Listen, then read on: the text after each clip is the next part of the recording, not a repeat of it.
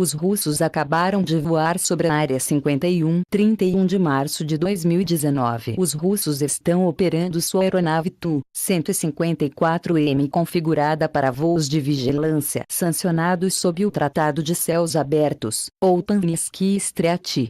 Conteúdo da matéria com veracidade comprovada, de fontes originais fidedignas.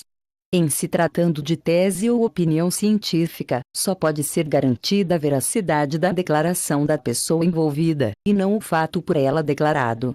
Os russos acabaram de voar sobre a Área 51. O tratado permite que os países membros realizem voos de vigilância sobre o território de cada um deles relativamente desimpedidos.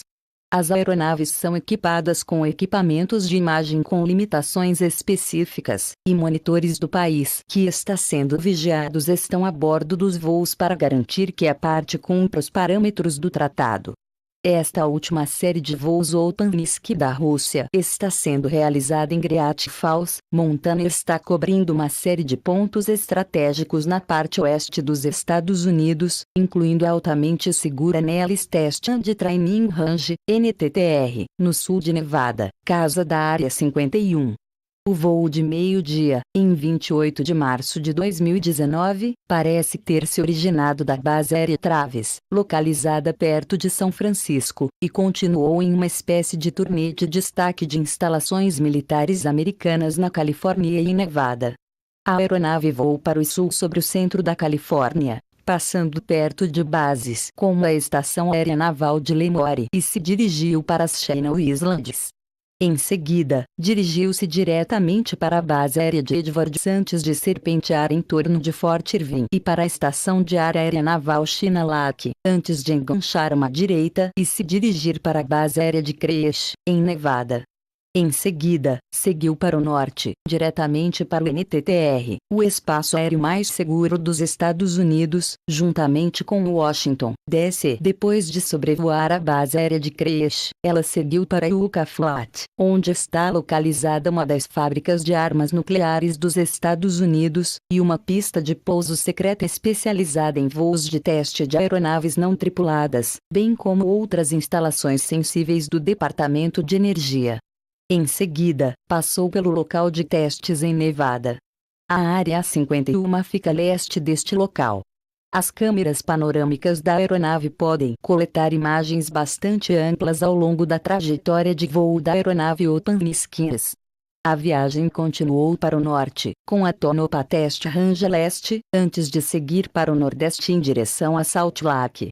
Passou um pouco perto do Dugway Proving Grounds no caminho de volta a Great Falls, mas não está claro se a aeronave estava coletando imagens naquele momento. Se estivesse, estava no dobro da altitude de antes. O Tu-154 voou a uma altitude de 14.000 a 15.000 pés para a parte de sua viagem sobre Nevada e Califórnia, antes de subir para mais de 30.000 pés depois de sair da NTTR e voltar para sua base temporária de operações em Great Falls. Num voo antes deste, o Tu-154 verificou a base aérea de Salt Lake Hill, a base aérea de Las Vegas e Nellis, praticamente toda San Diego, e a costa sul da Califórnia, que tem muitas bases militares e áreas de armazenamento de armas.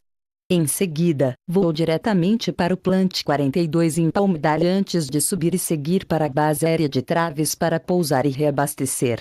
Estas são as primeiras missões Magnitsky da Rússia sobre os Estados Unidos para o ano. Os Estados Unidos já realizaram uma série de voos Magnitsky sobre a Rússia em fevereiro.